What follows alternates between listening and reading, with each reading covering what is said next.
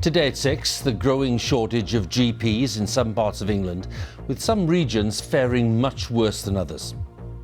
Hi there, it's Dr. Fortnum again at the surgery. We talked to several family doctors, including this one in Hull, where the shortage of GPs is felt very keenly in deprived areas. You had this sort of perfect storm where we've got the most need, but yet seem to have the least capacity to deal with it. So it creates inequity and it actually perpetuates it. Yes, we'll be reporting from Hull and from Devon, where the picture is very different, also today. The holiday giant TUI cancels more flights. The Jubilee Bank holiday could be very uncertain for some holidaymakers.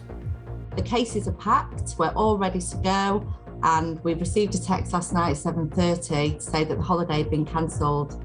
No explanation, and nobody's been in touch. Another record high for the average price of petrol, as the pressure on global supplies shows no sign of easing.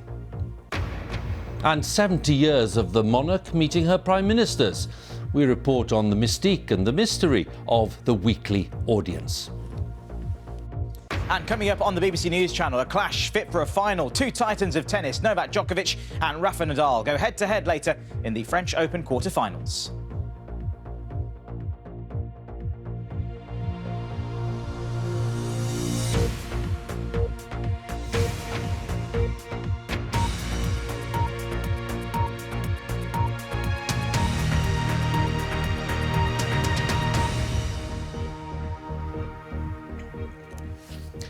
Good evening. Access to family doctors is fast becoming one of the biggest problems for the NHS, according to patients' groups, while some areas of England are having to cope with much lower numbers of GPs per head than other areas. New analysis by the Nuffield Trust for the BBC has found that demand for GP services continues to rise at a time when more doctors are switching to part-time working. Now, the areas with the highest number of patients per GP, shown on the map there with the darker colours, the areas with lowest levels shown in the lighter colours.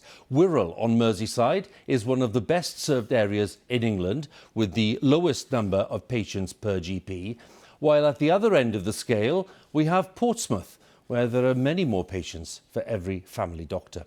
The government target was to increase the number of GPs by 6,000 by the year 2024, but last month, the number of qualified GPs actually fell. The government says it is doing its best to grow the workforce. Our health editor, Huw has been to Devon, one of England's best served areas for GPs, and to Hull, where the story is rather different.